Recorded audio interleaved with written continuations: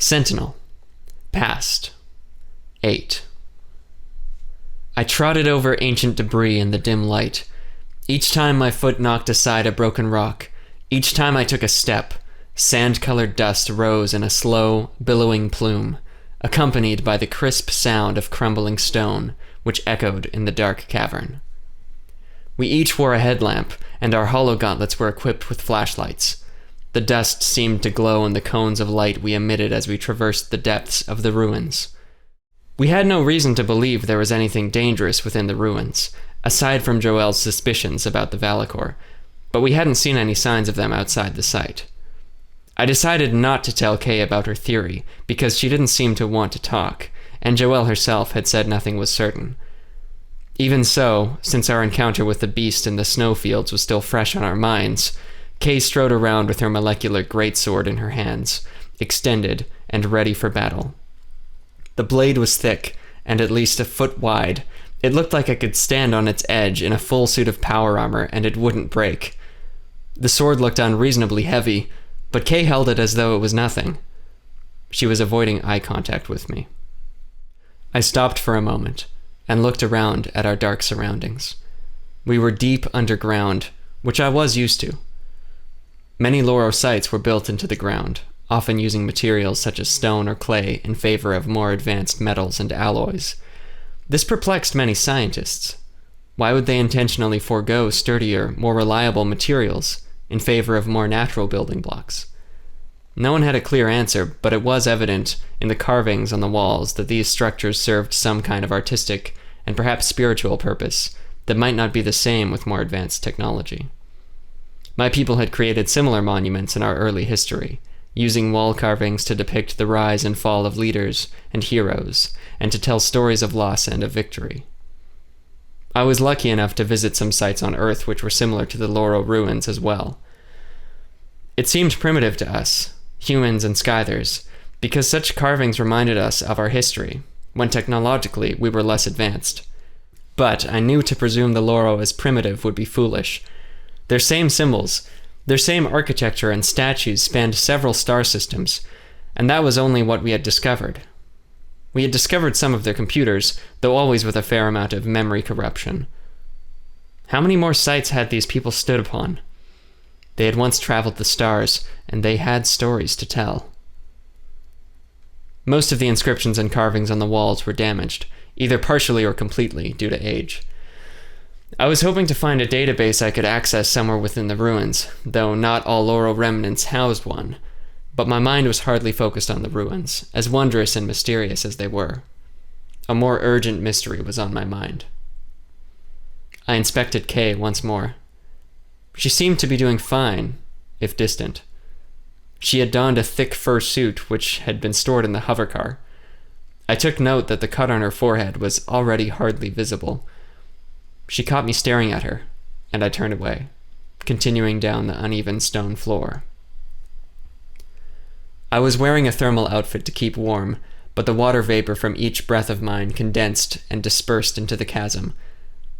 I glanced back at Kay, who was now looking the other direction at the walls.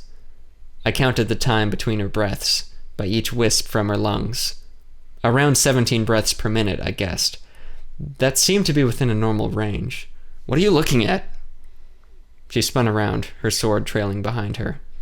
I looked away, but quickly looked back, knowing that it wouldn't solve anything. I'm making sure you're okay. She snorted and looked away. Well, I am okay, so drop it. Despite her hostility, looking at her eyes, I thought I could sense sadness, not aggression. I obliged, and we continued on in silence for a while, until we entered a large chamber. I recognized this type of architecture. As we stepped inside, shining flashlights on the intricately carved walls and pillars, I led the way toward the center of the cylindrical hall. Wide stone steps led up to a large pillar in the center of the room, and eagerly I clambered up to it. When I reached the base of the pillar in the center, my headlamp illuminated a metal panel on the wall. I racked my brain for a moment as Kay caught up behind me. I remembered the symbols on the buttons from my studies and began punching in commands. Each button press was accompanied by an electronic beeping sound, which echoed calmly in the chamber. After a few button presses, a green light emanated from the terminal, and just as I had predicted, began tracing its way up the pillar in the grooves of the carvings, spreading out like water flowing through canals as it spilled over into every etched detail on the ceiling and walls. When the light reached the tops of the other pillars, as it passed by them, it began snaking down each one until the darkness of the room was expelled completely by the now luminescent walls, pillars, and ceiling. The lights were dim enough as to not be blinding, but since the green glow came from all directions, the room was now well enough lit that even the far end could be seen. Kay had been staring in awe as the light spread, and now that it had completed its activation, she turned to face me, wonder in her eyes. Whoa. I lifted my ears in joy. Wonders like these were what had drawn me into the Laurel research community. I remember the first time I encountered a control room like this, with other researchers at a Loro site on Kylum. I was speechless for a long while, and not much help to the others, honestly. I pulled out a device from a compartment on my armor, and began searching the terminal for a port. "What's that?" said Kay. "It's a device for interfacing directly with Loro computers. Thankfully, in our research, we discovered they had their own universal design for data ports." Kay just nodded slowly, looking confused. "Once we figured that out," I grunted, straining to pull off a panel which had become stuck closed, presumably after ages of being left alone to slowly warp and contract under the main buttons. Kay stepped forward and gestured for me to move aside, so I did. I watched curiously as she knelt down, reaching a horned blue hand to the panel, turquoise in the light, and with one effortless motion pulled the panel off. Normally it would have swung open if it were working correctly, but with a crack the entire thing came off, as easily as if Kay had simply brushed aside a pebble. She stood up, awkwardly holding the panel, and stepped aside, looking at me. "You were saying?" she said. "Ah, thank you."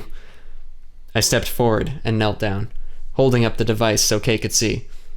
Once we figured out that they had a universally designed physical interface, it was just up to the researchers to design a device that would be able to, well, interface with it. So they came up with this. I plugged the device into one of the slots hidden behind the terminal, and it generated a blue hologram, displaying some text using Skyther symbology. I stood up and brushed some sand and dust off my legs. That should copy any uncorrupted data from the computer to itself. It'll take some time, but from there it can be downloaded onto another computer for further study. "Cool," said Kay, though I noticed the wonder and interest fading from her face. She turned around, taking in the surroundings of the strange, luminescent room. She breathed deeply and tossed the panel gently down the stairs where it bounced with a clank. I looked back at the hologram, which told me it would be a while until the process was done. I walked over beside Kay and sat down, looking up at her. She glanced down at me and sat on the stair as well. She was frowning in the silence. I scanned the room, trying to think of what to say, but she spoke first. "So, Osax." She sat with her sword resting between her legs and across her shoulder. "Yes?" "These Loro guys, I guess they're all gone now." I nodded, looking at her, though she was staring down the steps. She continued. "How long do you think it took them to build this place?" I paused, trying to make an estimate. I wasn't really an architect, and I knew little about construction. "I'm not sure. I suppose it all depends on their tools, how many people were involved, but it probably took them quite some time given the detail." I looked up at the ceiling, noticing the intricate glowing artwork depicting a four-armed Loro standing on their disintegrate legs, battling some kind of creature with a whip-like weapon. The creature looked similar to the one that had just tried to kill us outside. I pointed up at the image. "Look, that creature! It looks similar to the one we encountered in the snow, only smaller. They must have been here for countless generations." Kay strained her eyes to see. "Huh." After seeing the picture, she lowered her head. I waited, staring at her. She didn't look to me. Humans were puzzling. I took a deep breath, "Kay," I said at last, "you fainted just a while ago. It could have been caused by any number of things, but I get the feeling you already know the cause." She remained silent, tightening her jaw. "Why won't you tell me?" I said, and then a brief moment later, I felt my fists clench. "Why won't anyone tell me anything on this damn planet?"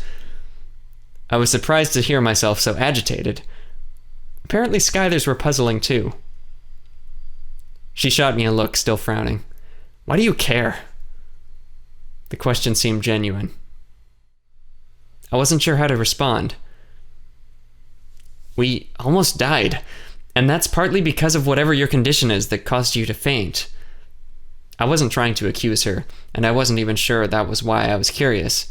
In fact, I knew her fainting hadn't really put us in much more danger than we were already in.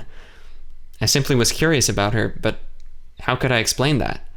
Shouldn't every feeling, every thought have an explainable, justified cause? And if not, then what? She shot back angrily. "Hey, it's not like I decided to faint. It's not like I decided to be like this."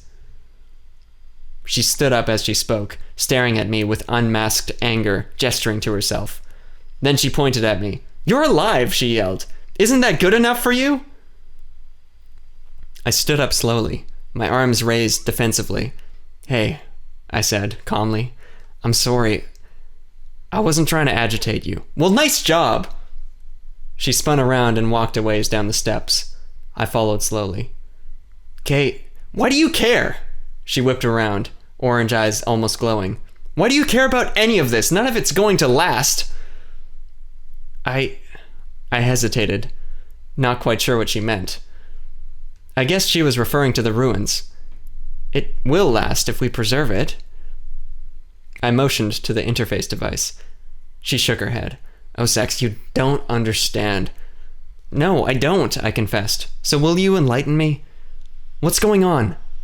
You're a bioweapon, but how did you get here on Vorin working as a mercenary at a classified Tau station? Who found you? Why are you inexplicably fainting? How long has that been happening?" I paused for a moment, Kay's eyes narrowing at me. "And you bled so easily for a weapon. Why didn't your creators just make a combat robot? Why did they make you?" My words cut through the air, leaving a vacuum. Holding her sword in one hand, Kay ground her teeth, took a step closer to one of the pillars, and tightened her fist. "I don't know!" My heart skipped a beat.